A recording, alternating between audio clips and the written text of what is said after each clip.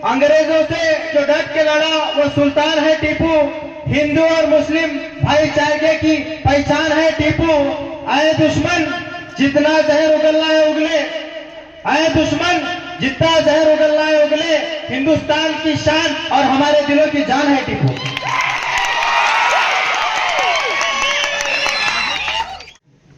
जब निजामी किताबें लिखी जा रही थी, जब निजामी सिलेबस लिखा जा रहा था, उस वक्त उस सिलेबस में शहीद हजरत टीपू सुल्तान रहमतुल्लाह के नाम से जंगे आजादी में की गई हुई उन तमाम कारनामों को लिखा जाता, उन तमाम कारनामों को ना बुलाया जाता। लेकिन चंद जाहिलों को, चंद चापलूसों को शहीद मिल्लत हजरत टीपू सुल्तान शहीद रहमतुल्लाह का जिक्र गंवारा ना हुआ। वो जाहिलों ने टीपू सुल्तान के जिक्र को मिटाना शुरू कर दिया, टीपू सुल्तान के तारीख को मिटाना शुरू कर दिया।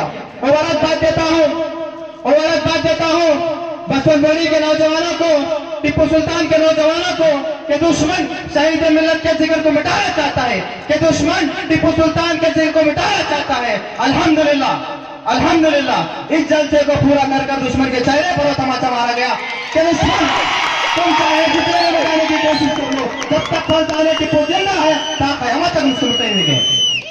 टीपू सुल्तान का परचम बुलंद था, बुलंद है और क़यामत तक रहेगा।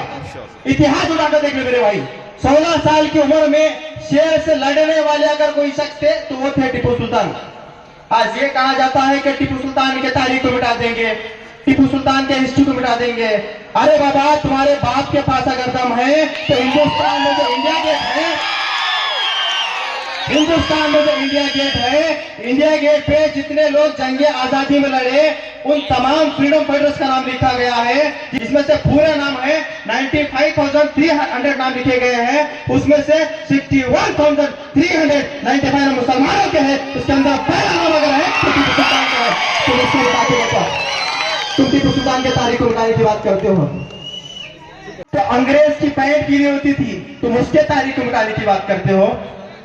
और टीपू सुल्तान के तारीख को मिटाने वालों, मैं आज बसवन भाग्यवड़ी से ऐलान करता हूं, अगर तुम्हारे पास अगर दम है तो बाबा साहब अंबेडकर ने जो हिंदुस्तान का संविधान दिया, संविधान के पेज नंबर 144 आर्टिकल नंबर 15 में टीपू सुल्तान के तारीख को बयान किया, उसको मिटा के बताओ।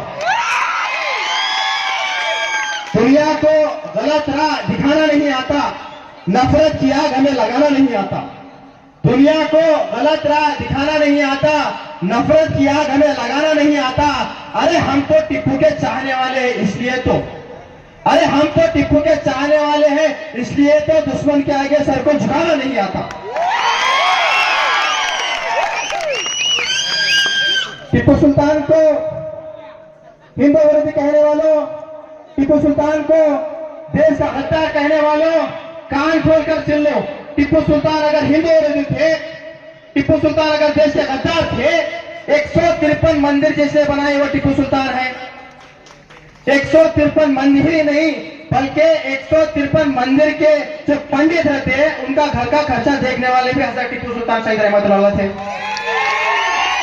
मैं बोलना तो बहुत चाहता हूं मेरे भाई, मैं बसवन भाग्यवड़ी के माहौल को खराब करना नहीं चाहता।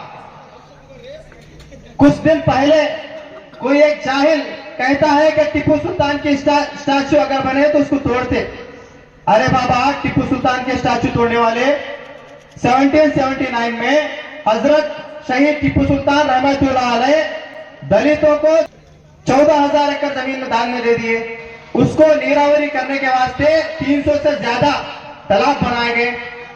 वो तालाब को पानी सप्लाई और कंट्रोल करने के लिए डैम बनाया गया। वो डैम का नाम KRS है। आज भी वहां पे पत्थर मौजूद है टीपू सुल्तान के नाम का, तुम उसको निकाल के बताओ। तुम टीपू सुल्तान के तारीख को मिटाने की बात करते हो, करते थे। गश मतलब उनके राज में अगर कोई पब्लिक परेशान है तो उनकी तकलीफों को देखा करते थे।